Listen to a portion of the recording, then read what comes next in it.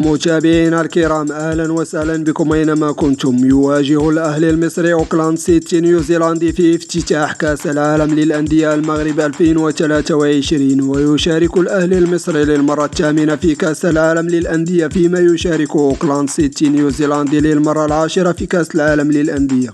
وستجرى المباراة يوم الأربعاء 1 فبراير 2023 على الساعة 7 مساء بتوقيت غرينتش، الساعة 8 مساء بتوقيت المغرب، الساعة 9 مساء بتوقيت مصر. وستقام المباراة على ملعب طنجة الكبير. والفائز من مباراة الأهلي وأوكلاند سيتي سيواجه فريق سياتل ساوندرز الأمريكي يوم 4 فبراير 2023.